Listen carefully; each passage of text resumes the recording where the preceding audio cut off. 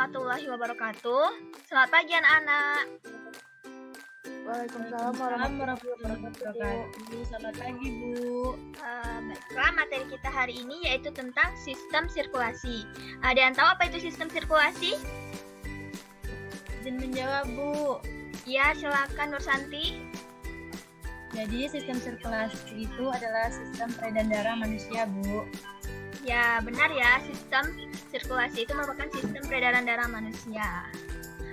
Ibu share screen dulu.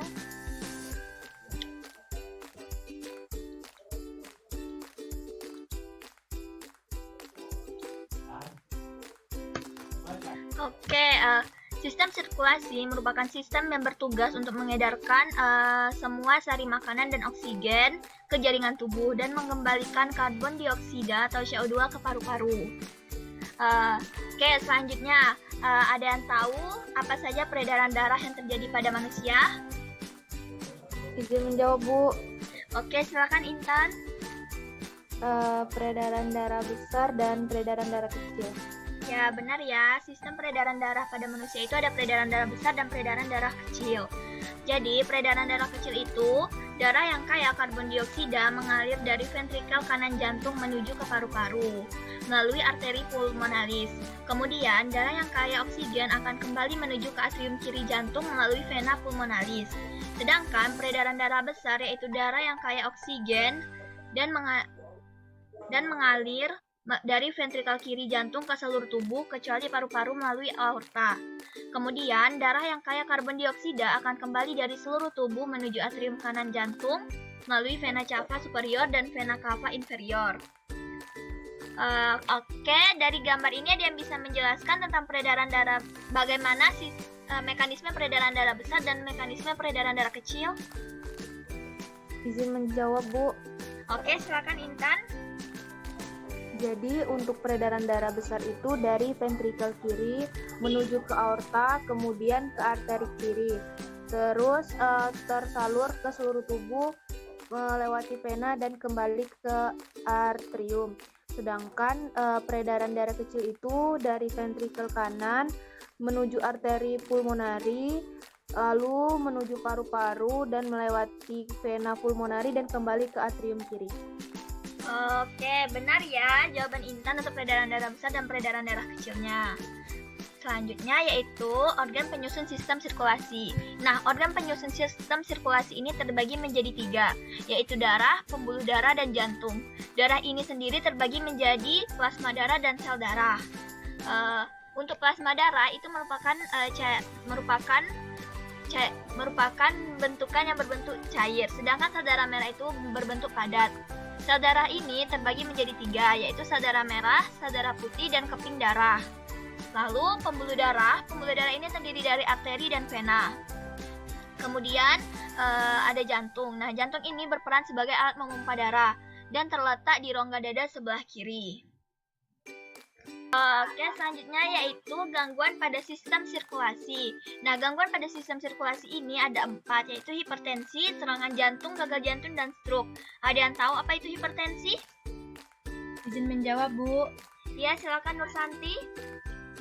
Hipertensi itu tekanan darah tinggi, Bu.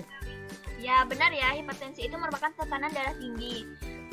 Selanjutnya yaitu serangan jantung. Nah, serangan jantung ini kondisi ketika suplai darah ke jantung itu tiba-tiba tersumbat. Untuk gagal jantung itu kondisi jantung yang tidak bisa memompa darah sebagaimana mestinya. Kemudian untuk stroke itu adanya sumbatan oleh bekuan darah di pembuluh darah yang masuk ke dalam otak. Selanjutnya itu kelainan pada sistem sirkulasi. Kelainan pada sistem sirkulasi ini terbagi menjadi 5, yaitu anemia, hemofilia, leukemia, varises, dan thalassemia. Ada yang tahu apa itu anemia? Saya, Bu. Ya, Intan silahkan. Anemia itu kekurangan sel darah. Kenapa kamu? Lagi.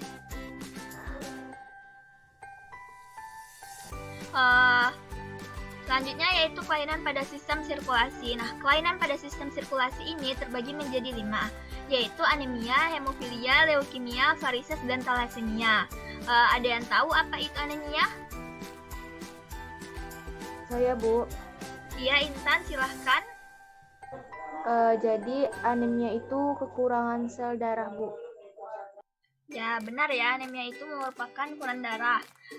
Selanjutnya untuk hemofilia. Nah, hemofilia ini merupakan penyakit turunan, yaitu darah yang sukar membeku. Artinya, apabila seorang anak yang hemofilia itu terluka, maka darahnya akan sulit untuk membeku. Selanjutnya yaitu leukemia. Nah, leukemia itu bisa disebut juga dengan kanker darah atau kelebihan sel darah putih. Lalu ada varises. Nah, varises ini pelebaran pembuluh vena yang biasanya terjadi di kaki. Selanjutnya ada thalassemia. Thalassemia ini merupakan sel darah merah terhadap oksigen itu rendah karena kegagalan pembentukan hemoglobin. Jadi, orang yang menderita thalassemia ini akan menjalani transfusi darah setiap bulan. Mungkin itu saja materi kita hari ini. Apakah ada yang ingin bertanya? Izin bertanya, Bu. Ya, silakan Intan. Baik, tadi kan kita udah membahas mengenai kelainan-kelainan penyakit. Jadi yang ingin saya tanyakan, berapa sih, Bu, tekanan normal darah pada manusia? Terima kasih. Terima kasih sama jawabannya Intan. Jadi untuk tekanan darah manusia itu normalnya 120/80. Itu untuk tekanan darah normalnya. Bagaimana Intan? Baik, Bu. Terima kasih, Bu. Tapi Oke, selanjutnya apakah masih ada yang ingin bertanya? sudah, Bu. Oke, kalau tidak ada yang ingin bertanya, silahkan buat 5 kelompok dalam satu kelas. Nah, nanti setiap kelompok itu akan berdiskusi dari dari video yang akan Ibu share. Jadi nanti silakan kerjakan diskusinya itu selama 1 jam.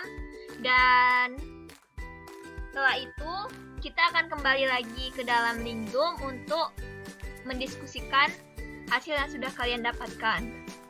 Mungkin itu saja materi kita hari ini. Ibu tutup. Wassalamualaikum warahmatullahi wabarakatuh. Waalaikumsalam warahmatullahi wabarakatuh. Waalaikumsalam warahmatullahi wabarakatuh. Terima kasih, Bu. Ya, Terima kasih, Bu. sama-sama. Stop the music 왜 멈춰 있어 춤추듯 돌아가 Life is a party song 딱히 뭘 안 해도 TikTok TikTok Life is still going on 그저 흘러가 Hey DJ play this song